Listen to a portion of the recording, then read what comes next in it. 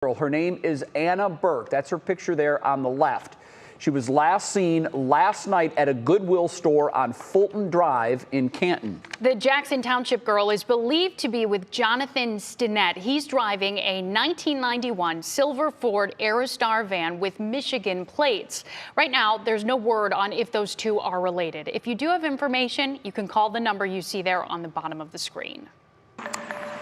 And talking about that weather, it looks as if our unseasonably beautiful weather is about to leave us. The beautiful sunshine we've had the better part of the week is about to turn into rain and snow even.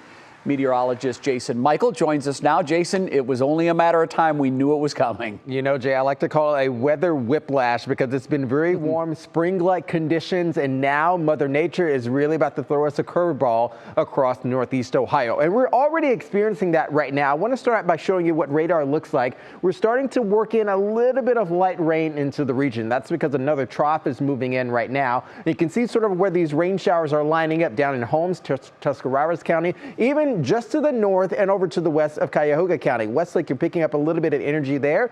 Just moving just to the northeast of Avon, a little bit of light rain for you, and even over towards Erie and Huron counties right now. So noticeably cooler conditions have also moved across Northeast Ohio. We're now about 15 to 20 degrees cooler from 24 hours ago with area-wide temperatures, some in the upper 40s, others in the low 50s. We'll time out what the rest of the weekend looks like and also time out these systems in the 7-day coming up in a few minutes, Sarah. Thanks, Jason. Well, now to some developing news from the Browns. This is what we were bracing for, folks. Nick Chubb and Demetric Felton are officially out for Sunday's game. Yeah, this is quite a 1-2 punch. The two tested positive for COVID. We reported that and told you about that earlier this week. We also told you that they needed negative tests 24 hours apart in order to be cleared to play in this game against the Patriots, and that's not going to happen. 3 News sports anchor Nick Camino joins us now with what that means for the Browns, and basically what that means is everybody else is going to have to pick it up. Well, that's right, next man up mentality, right? Yeah, as you guys said, it's not much of a surprise. This isn't earth-shattering news. We thought this could be the case, but now I think the reality of it is hitting Browns fans, that the Browns will be without Nick Chubb come Sunday in New England when they square off with Bill Belichick and the Patriots. Earlier this week, Chubb testing positive for COVID-19, and today Kevin Stefanski ruled him out right after practice. On top of Chubb, as Sara mentioned, running back return man Demetric Felton, he's done a nice job for the Browns. He was also ruled out by Stefanski. He also tested positive for COVID-19 earlier this week. So people are probably wondering who's going to get the start at running back Sunday for the Browns. It will be this guy we're showing you right now, 25-year-old D'Ernest Johnson. He'll get the bulk of the reps at running back, not only because Chubb and Felton are out, but remember Kareem Hunt is also out because he's on the IR with that calf injury. So obviously this isn't great news, but saying that, Johnson did a great job filling in as a starter a few weeks ago on Thursday Night Football against the Denver Broncos. Remember, he rushed for 146 yards. He had a touchdown in that game. Coach Stefanski, he has full confidence in D'Ernest Johnson. I think we've talked about him over the course of the last few games, and he showed in that Denver game where he had to carry the load and did a nice job. So our expectations for that room don't change. Deal. We were just trying to figure this out ourselves. So you're going to be without your first string running back. Yeah. Your second string running back is Hunt's on the IR. So your third string running back is D'Ernest Johnson. So he's going to play. He's going to start. But you're also without your fourth string running back, your fifth string running back. So, I mean, we turn to the sixth string now at this point. I thought it was Jay Crawford. No, I'm too old. No, I'm too old. But you're a young guy. No, I don't think I can do it. I don't think I can do it.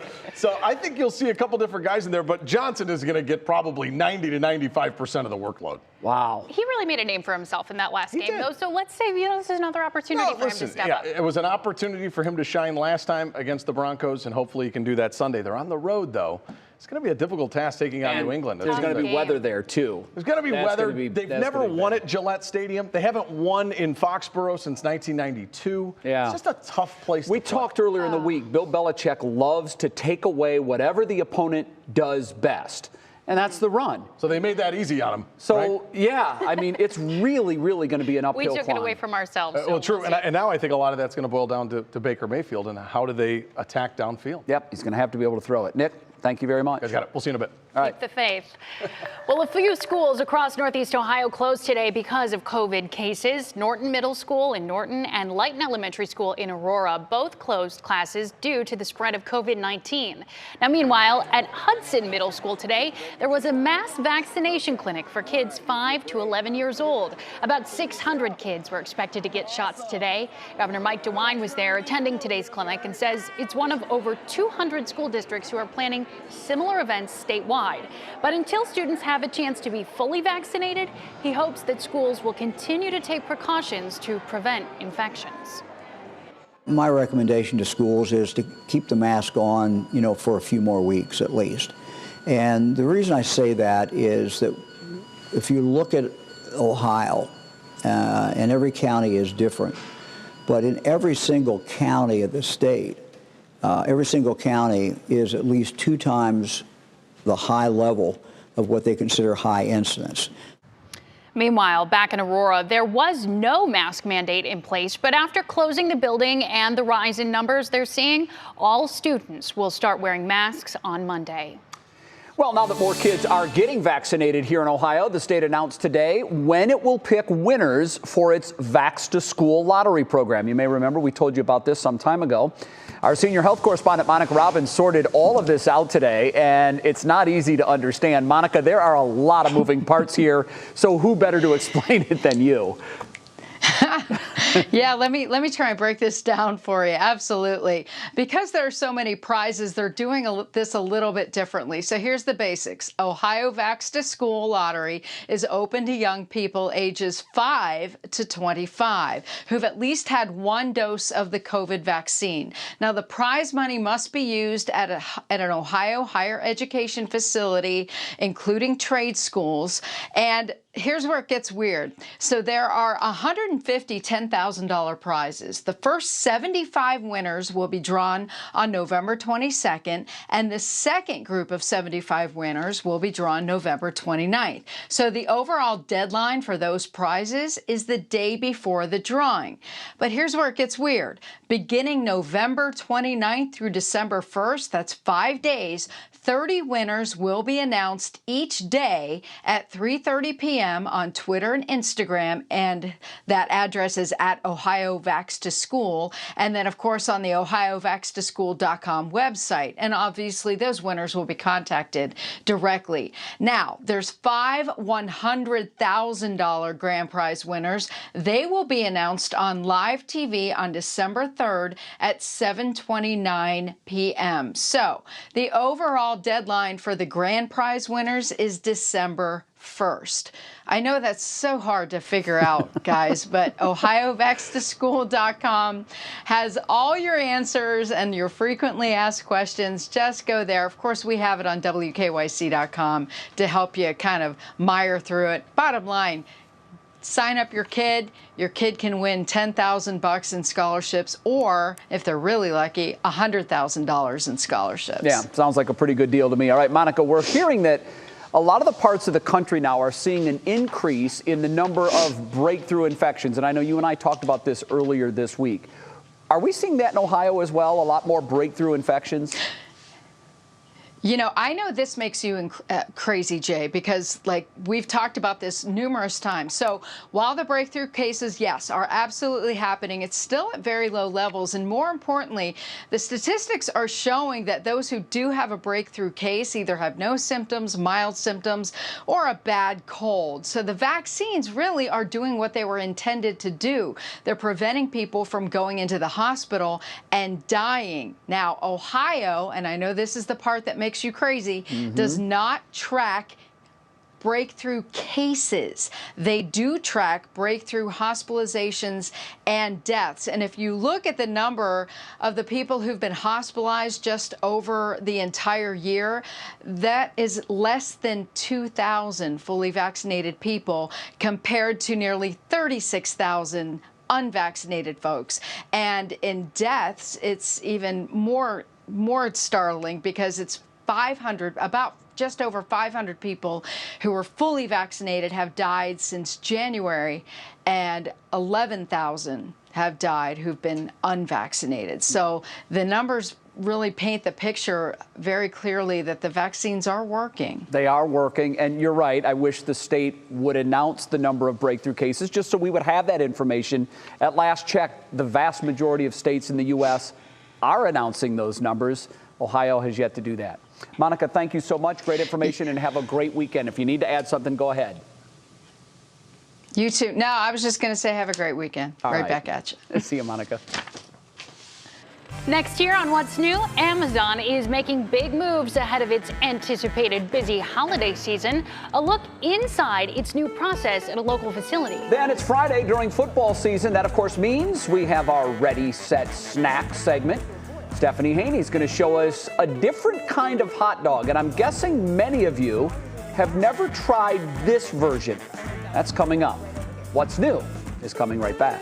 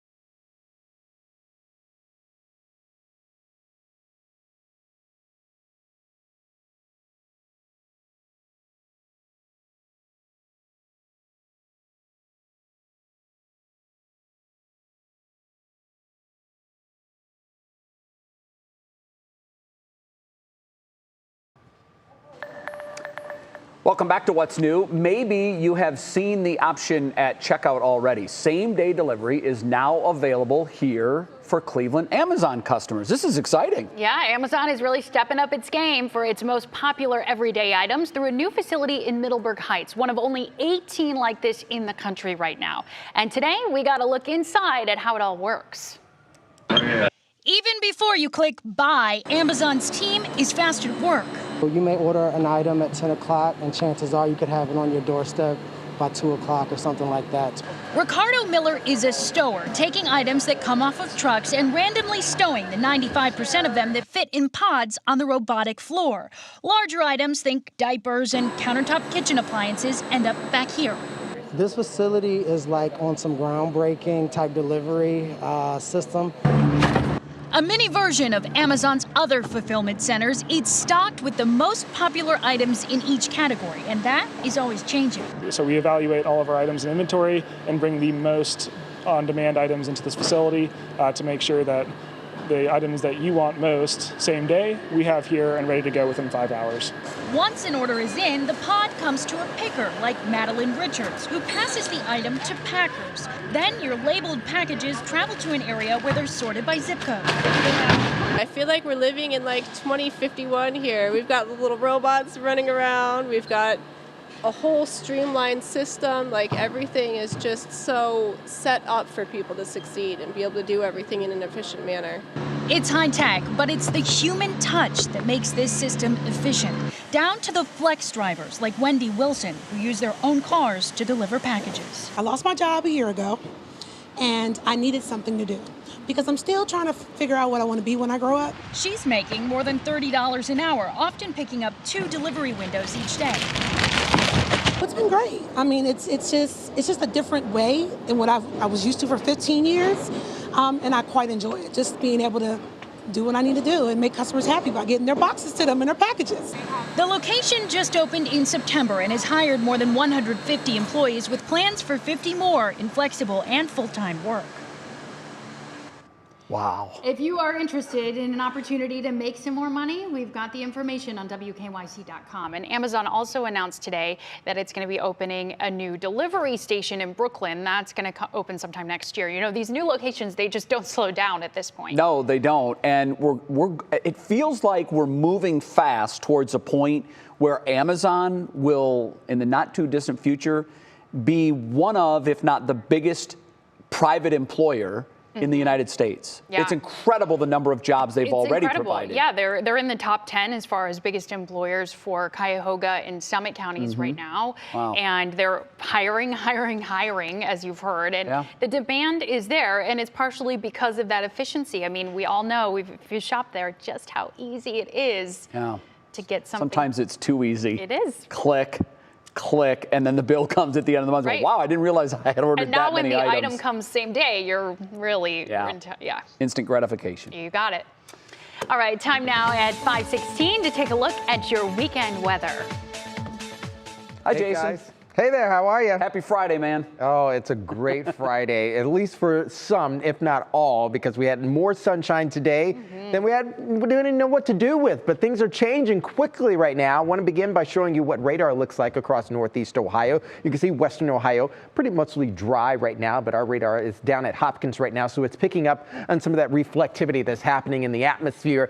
And that's because we're beginning to feature another cold front moving into the region. So a trough attached along with that is really going to be ushering in our next weather maker, which is beginning tonight. So don't worry, Football Friday will be able to go on. We're not expecting widespread or heavy rainfall. Still, you're likely going to need that poncho as well. So I want to begin by showing you what an area in Huron County looks like right now with some light rain moving through. This is going to be a quickly moving system, even including some areas down south. New Philadelphia, Dover picking up some light rain, Hardy, Clark, and even over towards Walnut Creek, Southland 77.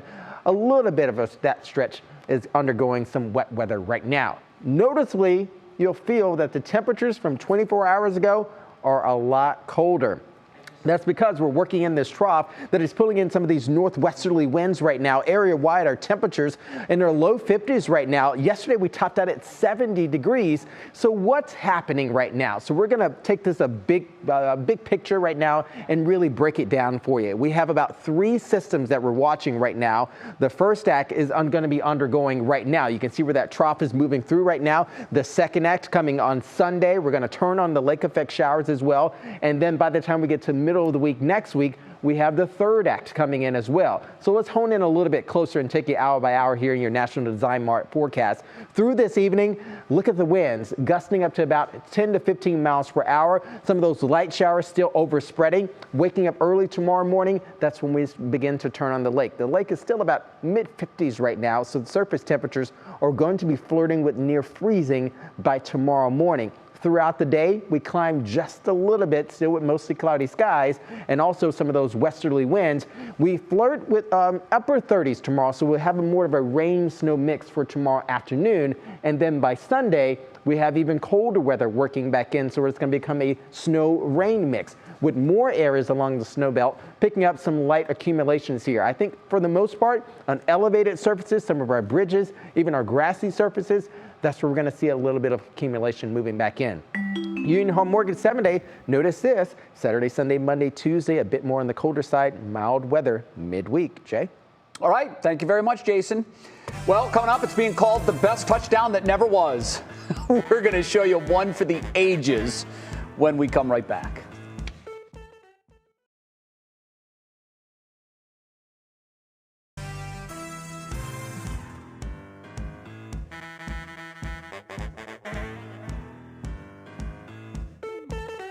Hey, yes I do. Mic check. We have vegan jalapeno hot dogs for Sarah and Jay to try.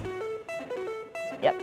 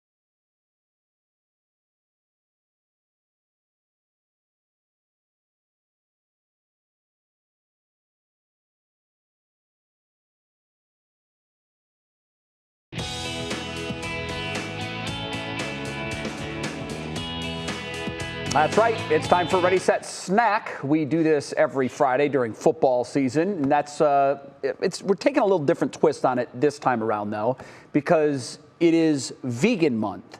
So yesterday we showed you the great brownies, or no, they were muffins that Matt and Stephanie cooked up. Now it's Stephanie's turn. Yeah, Stephanie also eats vegan. So today she is sharing her favorite vegan party dish as we head into this tailgating weekend.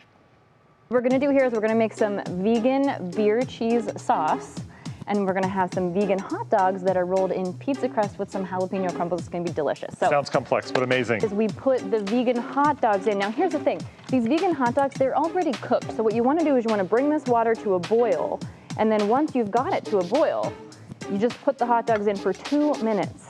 That's all you do. While you're doing that, you do the slicing of the pizza crust. So we've got our pizza crust right over here.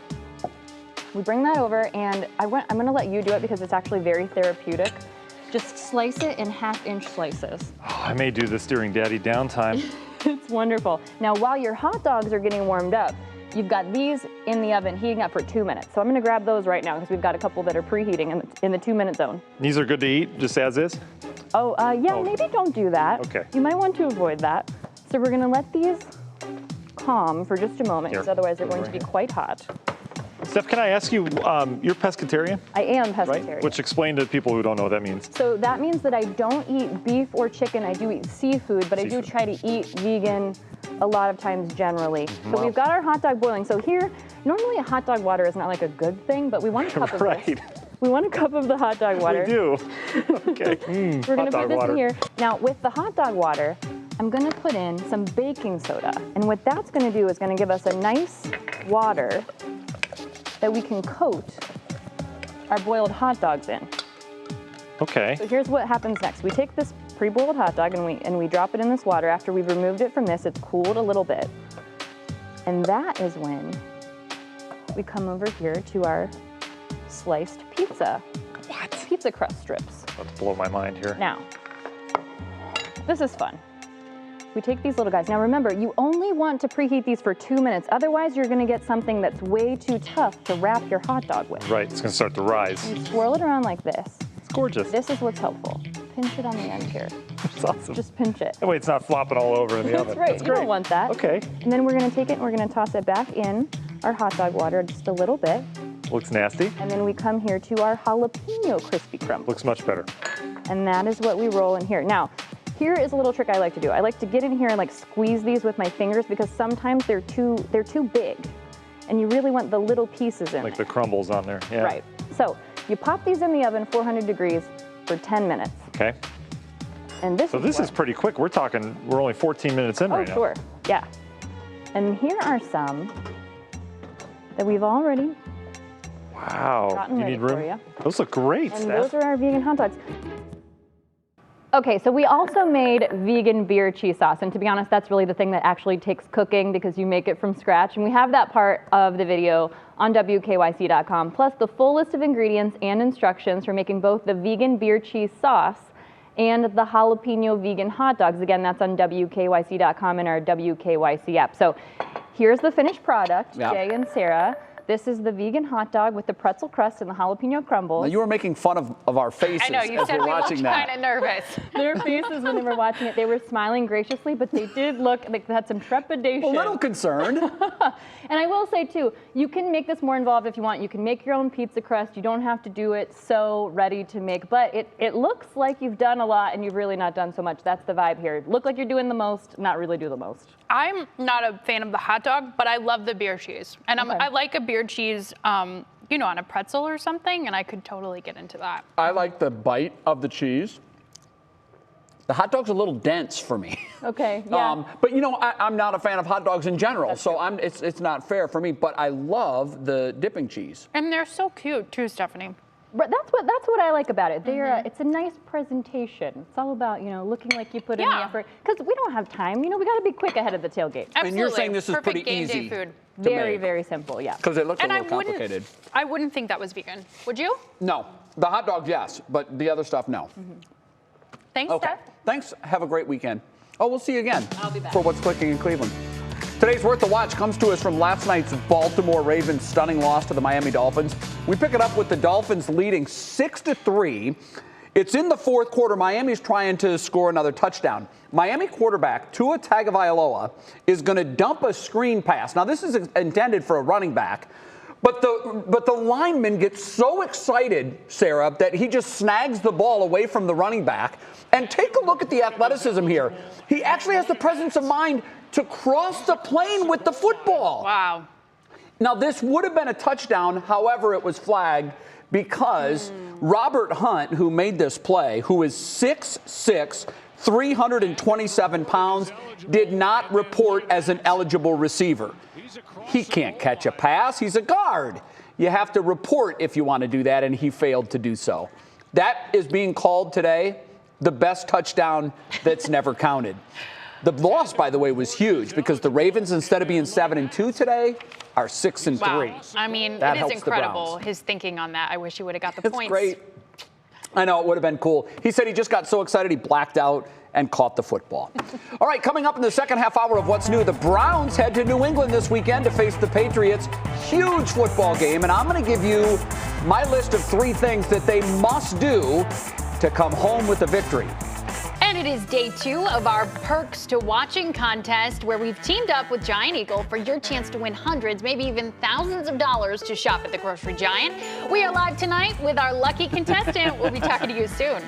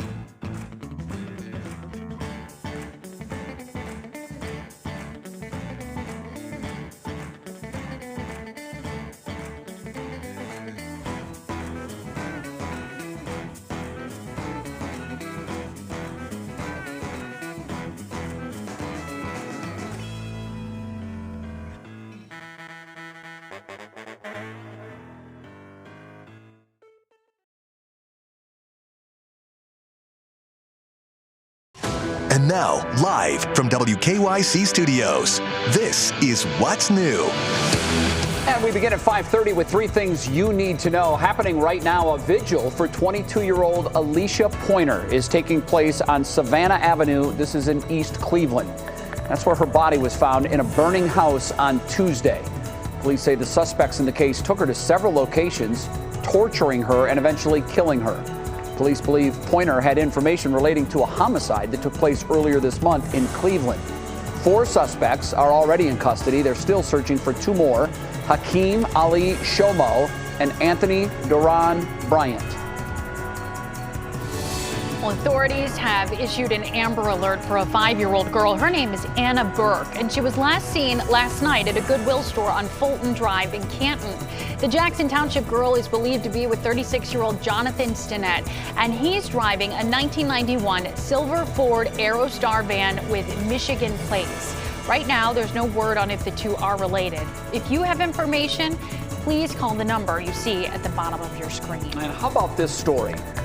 A decades-old mystery in Cleveland has finally been solved. Way back in 1969, some 52 years ago, this gentleman, Ted Conrad, left his job at Society National Bank on Public Square. He did so with $215,000 in a paper bag, and then he just disappeared. This week, the U.S. Marshals finally tracked down Conrad, only to find he died in May of this year. He lived in Massachusetts under the name of Thomas Randell. Investigators say before the robbery, Conrad was obsessed with the film The Thomas Crown Affair, which is about a bank robbery for sport by a millionaire businessman. When he moved to Massachusetts, he actually took up residence very nearby where that movie was filmed. And that's how we welcome you into the second half hour of What's New with Sarah Schiffman. I'm Jay Crawford. Sarah, funny story. I was reading about this case today. Yeah, so interesting. Many of you have seen Pete Marshall. He's a U.S. Marshal who's very notable here in Cleveland. When he made this announcement today, he announced that his father, who was also a longtime U.S. Marshal, started working on this case in 1969. It appears Conrad lived very near them, so he had an interest in the case. He worked on it through his entire career, and up until his death in 2020, he always wanted closure in this case. Come to find out, the way they tracked him down were from documents that John Elliott actually had secured when he was working on the case, and they compared signatures to those documents to ones in 2014 by the bank robber by his new alias. He said John, his father, is resting a little easier tonight knowing that this case has finally been solved. Yeah, cool that Pete Elliott, his son, was able to solve it. I know, really interesting story. Yeah. All right, that gets us to our top talker here at 5:30. The Browns are going to New England. They'll do it without running backs Nick Chubb and Demetric Felton. And Nick Camino joins us with more on this developing story at this point. All right, Nick, we knew this could be coming, but it doesn't leave us in great shape for Sunday. You know, I feel like I'm only here with bad news on Friday. So your viewers probably hate me. Could you quit that? I'm like the Grim Reaper around here. This is terrible. Come back Monday with news of a win. There we go. I would like that. Yeah, here's the thing. I mean, we knew this might be coming for the Browns, and now it's just the reality that they're going to have to deal with. The Browns running backs room, the depth there is going to be tested, as we found out today that Nick Chubb has been ruled out for Sunday's game against the Patriots. He tested positive for COVID-19 this week. Coach Kevin Stefanski made the announcement after practice today. This is obviously a big blow. Chubb was tremendous in last Sunday's win in Cincinnati over the Bengals. And on top of Chubb, running back return man Demetric Felton has also been ruled out on Sunday. Felton, the UCLA product, tested positive for COVID-19 earlier this week as well. And don't forget, Kareem Hunt is still on the IR with a calf injury. So Dearness Johnson gets the start at running back for Cleveland. The Browns right now are without their first string running back, their second string running back, their fourth string running back, their fifth string running back. I had their sixth string running back down as Jay Crawford, but that is not true. They have Brian Hill, who spent some time with the Atlanta Falcons last year. And then on top of that, they have Dexter Williams. Sorry, I don't know those names by heart at the moment. Not many do. I mean, that's just that's the reality of the situation, though. We had to look these up. Yeah. It is what it is. But we might. Come Monday, we might be talking about what all-stars these guys it'll be all right. We hope. Here's my line. Dearness Johnson, Browns Nation turns its lonely eyes to you. That's Man, it. is he's And in the spotlight. He showed up against the Broncos on that Thursday, so we'll see. All right, with all of that in mind, the Browns are going to have an uphill climb, no question, when they go to New England. It's never easy for them to win there. Nick told us earlier they haven't done so since '92. So here are my 3 things they must do to come home 6-4 and not 5-5. First off, Baker's got to be able to throw the ball downfield. Would you agree with me, Nick? I agree with that. I mean, he did last week. He looked good throwing the ball downfield against Cincinnati, but the quick hitters are fine, but if you can't stretch the field, Bill Belichick is going to know what's coming, and when he knows what's coming, he stops it. My number 2 thing is that defensive line has to continue playing like one of the best units in the NFL. They have 27 sacks on the season this year. That is second only to the Rams, who have 28. Mac Jones is a rookie quarterback. If they can make Mac Jones feel as uncomfortable as they made Joe Burrow feel on Sunday, I really like our chances coming back with the victory. And finally, we just talked about it, Dearness Johnson, the ball is in your hands, my friend, literally and figuratively. He's got to come up huge. He did that in Week 7 when he was the guy because of the injuries against the Denver Broncos. He had 168 total yards on 24 touches and a touchdown. Nick, I'm going to give you a mythical number to watch. Okay. On Sunday, I'm gonna write this down. If Johnson can combine for 125 total yards, either on the ground or in the passing game, I think the Browns win. 125. I think that's the magic number. I like it. The Baker point. I think you're right. And I think the good thing about Baker last week is we kind of forgot that he was dealing with that shoulder injury. And I think that's a good thing, because when it doesn't come to your mind that he's injured, that showed us, I think, that he was out there, playing good football. So hopefully he can do that, use that downfield passing attack, as you said, Jay. Yeah. You got to be able to run the football. Yeah. I like when you give us numbers for things like this, because then we can hold you to it next week. Absolutely. Too. That's right. Oh, listen. 125 yards. I think that's the magic number. Okay. So if they get 125 yards out of Dearness Johnson, we're talking about a win on Monday. I feel like we should be making some sort of bet right now. Whatever you want, man. I feel real comfortable about that. 125. We'll write it down. 125. It's the number one. Do the Browns get the win? Because, earlier this season, if they get to 125 from you were Ernest walking around Johnson, the newsroom telling us you were 5-0 on predictions. So what are we? I've missed 2 out of the last 4. Falling apart. Yeah. No, not That's why completely. we haven't heard about it. He's honest. He's honest. I'm but 7-2 he didn't so far. volunteer that information. Let's say. True. No, but that you can hold me to that. How about Browns get a W? Let's get You heard it here first. Let's get it. Let's go for it. Thanks, Nick. Yep, you got it. Some breaking news now from the entertainment world we want to get to you. After nearly 14 years, Britney Spears' conservatorship has ended. This is a live look from outside the courthouse in LA, where just a short time ago, the judge made that decision, making the 39-year-old singer able to now make her own decisions when it comes to money, her finances, and even medical decisions. Lots of people have been following this and very excited about this news. Yeah, it is big news, and she is now, once again, free to live her life. And this was a huge movement, that Free Britney movement. We've talked on the program before about the documentary that the New York Times did. I think it was on Netflix. I watched it. I was riveted by it, and I was also angered by it. It was really stunning to me. It's really what started this movement, I think. That got so many people involved and in supporting her and this eventual outcome. Yeah, it was just stunning that she could lose all of her rights to make her own decisions, but now that is over. Yeah, it's taken quite some time, but Britney is free as of this Friday night. Well, still ahead, we have teamed up with Giant Eagle to give away thousands of dollars in gift cards over the next 9 days. You can play along at home and even have the chance to enter the contest. Then she's known as Nightbird, and the Ohio singer has an update on her cancer battle. We're going to share that with you in Clicking in Cleveland. But first, we say hello again to Jason. A big howdy and hello, guys. Hey, we made it above average again today. Check out these temperatures: 56 degrees at Cleveland Hopkins, 41 this morning, both of which above average. It's not going to be the case tomorrow, Sunday, perhaps even Monday. Stick around. We're going to be talking about the details in this ever-changing forecast coming up.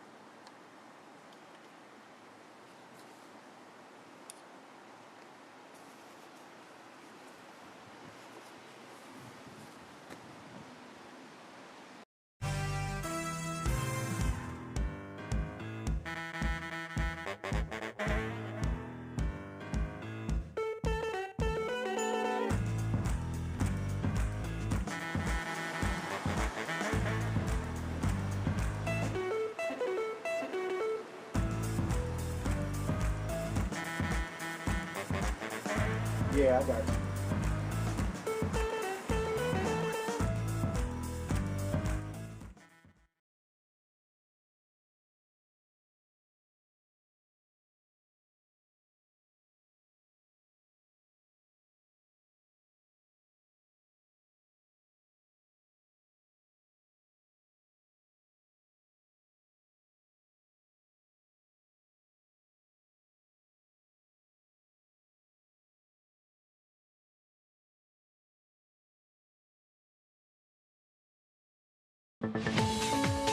Welcome back, everybody. I'm meteorologist Jason Michael. Let's talk about this forecast here. We're starting to work in a little bit more rain, as we told you about, because the trough system is moving through northeast Ohio. And this is the one that's going to be changing things for several of us in northeast Ohio. You can see where this rain is tracking across the area. Over in Erie and also Huron counties, the rain, you're picking up a little bit of band of showers as well. Most of us here are dry at this point, but what you've noticed is colder temperatures, windy conditions will be picking up, and also precipitation will be moving through as well. So let's start with a closer scan of what's happening here over the next several hours. This is your National Design Mark hour by hour forecast. Because we'll have our temperatures above the freezing mark through the rest of the evening here, most of us will remain with just light rain, scattered in nature, not widespread and not heavy. It's going to be more on the light side. By sunrise tomorrow morning, we're flirting with the freezing mark here. So we'll be hovering around 33, 34 degrees along the lakeside, and then also near freezing temperatures in Mansfield and Worcester by 5 a.m. tomorrow morning. Because the area of low will be pulling away, moving northeast, we'll still be tracking in some of the southwest winds. It's going to be the upper level winds that are keeping things relatively cool, and also the warmer lake. Through midday, still just a little bit of a light rain snow mix. Little to no accumulation, with some bands of light rain still overspreading the region.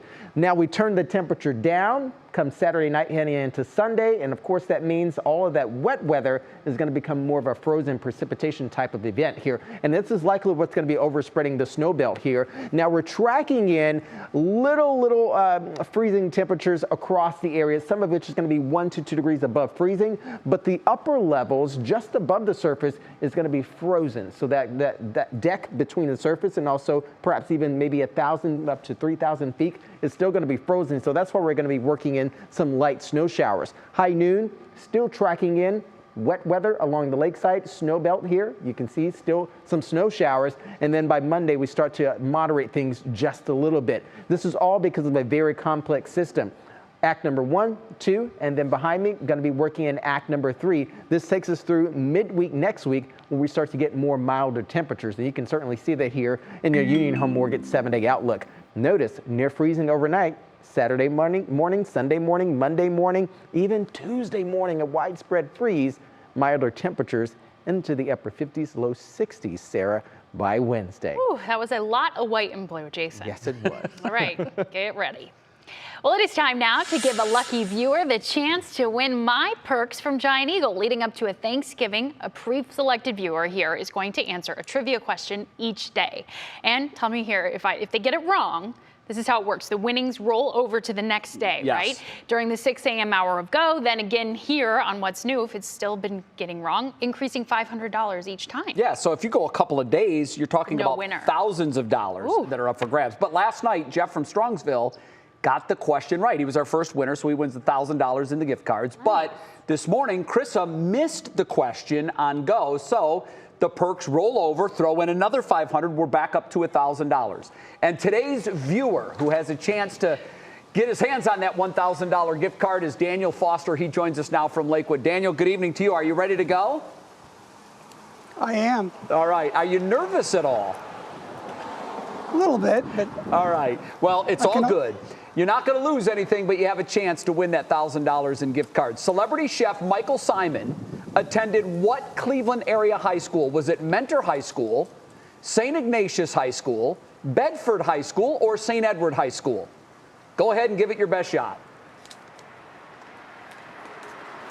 I'll say St. Ignatius. Wow, Daniel, I'm so sorry. It's actually St. Edward's High School. I wish we could have given you the $1,000, but we have to thank you for playing anyhow. And we are going to tell you that you're not going home empty-handed. You're already home. We're going to give you some nice gear. So you get a little swag bag to remember the occasion here of coming on What's New. Sorry about that, Daniel. All right. Well, go Bucks. And, you know, hard question for a Lakewood guy to answer. You got both of them right there, right? I know. Yeah, that was confusing. If you want to enter for a chance to win and play here, you can head to WKYC.com/contest. We're giving away $10,000 in Giant Eagle gift cards over the next 9 days. And we'll have a new contestant each day here on What's New at 5:45 and 6:45 a.m. on Go. Going to be $1,500. Yep, $1,500 next Monday morning. Just ahead, we're still going strong with the No Shave November campaign. Here's a look at both of my progress and Dave's, all for a good cause. We'll check in on the beard growth coming up.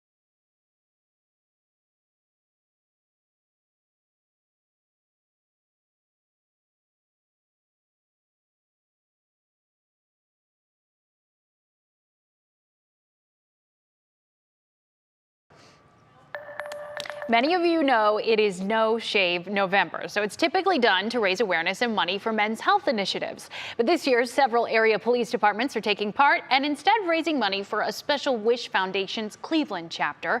It's dedicated to granting wishes of young people who've been diagnosed with a life-threatening disorder. So 3 News is helping them out too. Yeah, if you've been watching all week, then you know that Dave Chudowski on Go in the morning and I are just not shaving this month.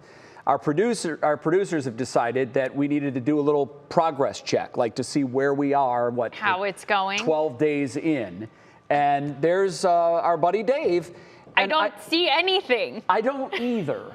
I'm not sure if it's there, and it's babyface Dave. Okay. All right. Yeah, that's that a little photo bit. Helps. It's got like a little bit of a Fu Manchu thing going there. So apparently that's his hair growth pattern. Now you know he's often said, "Oh my gosh, he looks just like Ryan Day, the Ohio State coach." Yeah, but boy, Ryan, he's the kind of guy that he could shave at 7 o'clock in the morning, and you can hear his facial hair grow by 5 o'clock. He's got a full beard. He's got the beard by noon. All right, now this is my updated picture, but I have to say, guys, that is from Monday. So, there's today. Okay. There's today. Now you can see, Sarah, it's really white. Yeah. It's white. Now here's the thing. It's a Brett Favre look. It is. Yeah, that's what I'm told. Yeah. Look at that. Man, that a few more weeks, and this is what you have to look forward to. So I have a confession to make. Yeah. And a question for you. I I didn't shave, but I did trim today before that Tightened up picture a was little taken. bit, huh? Yeah, I used a little bit of a trim. Because honestly, it was really getting to me. And I said, I don't know if that's against the rules. It's no shave November, not no trim November, but you think that could violate the spirit of Yeah, I mean, the I'm whole just a guess contest. here, but I'm going to say if we're going to do progress pictures, I want to see the actual growth. And if you're Yeah. trimming, then I don't know what's changed, you know? Okay, so I'll stop the trim. So I think you got to put all the tools away just for a few more weeks. I can shave the neck though, right? I can't have a neck beard. What do we think, producers? He can work on the I neck. can shave. Okay. Neck is fine, Good. beard is not. Thank you, Mo. I appreciate that. If you want to donate to one of the departments taking part in the campaign, you can head over to WKYC.com. We have a link there where you can donate to the Special Wish Foundation. Steph's here with a look at clicking in Cleveland, and you agree with Sarah, don't you? No trim, right? I do. I Yeah. agree. No trim. I'm sorry. I don't make the rules. That's okay. I guess maybe I'm making the rules. I don't know. I Trimmer agree, no goes trim, away. though. All right. So we have got a rivalry rematch tonight in the WKYC.com high school football game of the week. These people played in week 1, and they are on the field again. It's Walsh Jesuit Warriors facing the Benedictine Bengals. So the semifinals are on the line for Division II, Region 5. So it's a big game tonight. Our Dave Dino DiNatale is calling it live, and all of our WKYC.com digital platforms. And you also see the highlights at 11 p.m. on What's Next. And as Odell Beckham Jr. prepares for what's next with the Los Angeles Rams, his buddy Browns wide receiver Jarvis Landry has a farewell message for him. Remember, these guys met in high school. They played together at LSU. Then OBJ came to the Browns. And today, Landry posted online, "Handle your business and meet you in the SB, the Super Bowl." Wouldn't that be nice? Now, when OBJ got released on his birthday, Landry posted saying he deserves everything he's dreamed of because he's trained for it. And he's God's child. And I think it would be great if the Browns and the Rams meet up in the Super Bowl. And I think everyone agrees with that.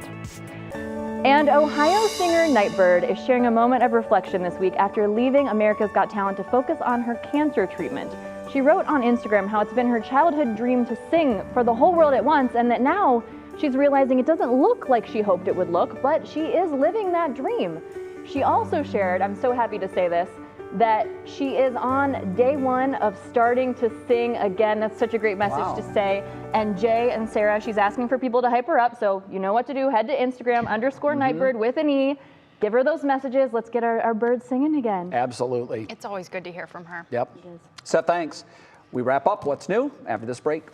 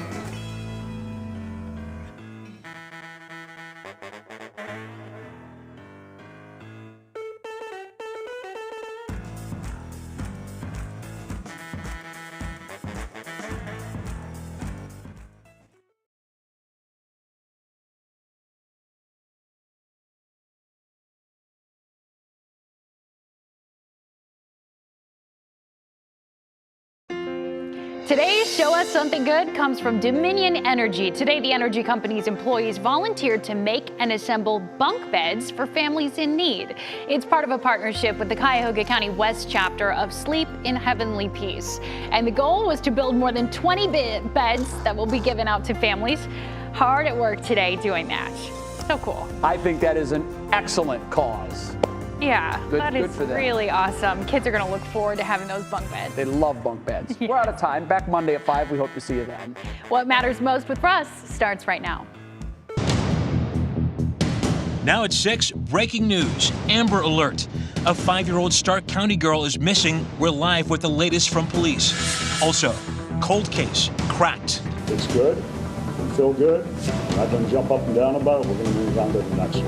A 52-year-old bank robbery investigation in downtown Cleveland is finally solved. Will Ewick explains how U.S. Marshals found their prime suspect. Sidelined by COVID. With just 2 days to go before a key battle with the Patriots, the Browns release health updates on 2 players, including Nick Chubb. And ready to open. After years of planning and production, we now know when the Opportunity Corridor will finally be ready for traffic. From the WKYC studios, this is What Matters Most. Hey, good evening. Thanks for joining us tonight. I'm Russ Mitchell. We have some breaking news tonight in Stark County. An Amber Alert has now been issued for a missing 5-year-old girl in Jackson Township. Anna Burke has not been seen in about 24 hours. Lydia Esparra now joins us live with an update. Lydia, good evening.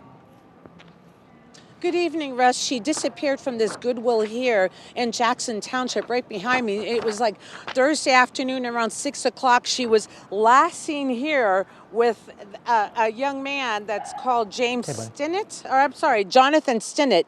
So she was last seen here. They were inside the store, and then he left outside with the young lady. Right now, we're trying to figure out if anybody in this area has any video to let us know where perhaps they may have been headed. So we can tell you that she's 5 years old. Her name is Anna Burke. She's, of course, white. She has blonde hair, blue eyes. She's 3'9", 55 pounds, and she was seen, again, what I said, with Jonathan Stinnett. They were last seen in a car, in a 1991 silver Ford Aerostar van. The vehicle plate number, Michigan EHL 7187. Again, they were last seen here at this Goodwill here in Stark County, which is really bizarre because across the street is where the sheriff's department is, and this is where she was taken from. We're staying on this story here, Russ. We're trying to figure out, asking people if they've seen anything, if there's any video, who knows him, where they think he might be headed, and we'll have more for you coming up at 11. Back to you. All right, Lydia, thank you so much. Now some breaking news from the sports world. The Browns will have to beat the Patriots without Nick Chubb. The star running back is out for Sunday's game in Foxborough. Nick Camino joined us now with the latest on this. And Nick, earlier this week, we knew there was some health issues, coronavirus, but there was hope. Yeah, I mean, this was not shocking news because we knew it was a possibility. Right. But yeah, this is just the reality that the Browns are going to have to deal with come Sunday in New England against the Patriots. Nick Chubb is out. Had he been able to test negative twice, 24 hours